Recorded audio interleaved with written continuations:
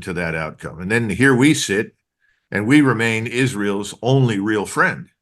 And we're sitting offshore, and we're prepared to help them. I mean, we've flown and shipped in enormous quantities of ammunition and weapons, technology the Israelis need.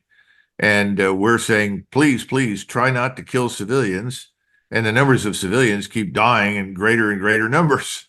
I mean, the increase is unending. So we want this to end, but we're paralyzed because Mr. Netanyahu and his supporters in the United States have purchased the Senate and the House and the White House.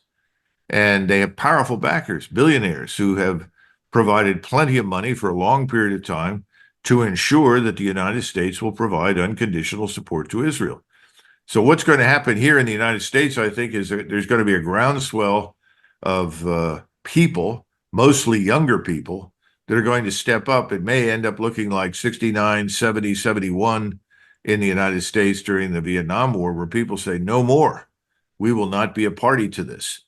But the people on the Hill are still very comfortable receiving their benefits from supporting Israel unconditionally.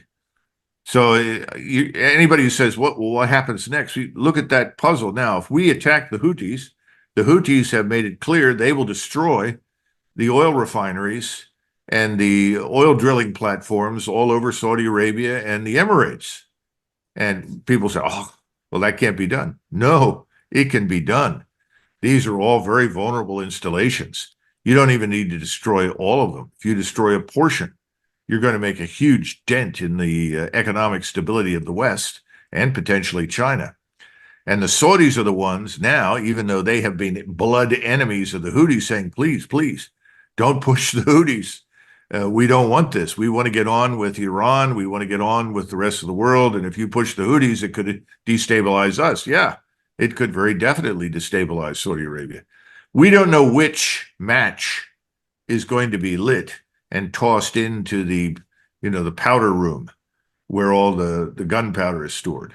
But there are a lot of matches out there, and several of them have already been lighted. It's a question of which one is tossed into the gunpowder storage facility and blows everything up.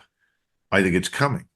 And it's going to be enormous when it happens. And again, the rest of the world, the Europeans, they don't like the Muslim problem, if you will. They've got their own Muslims to deal with.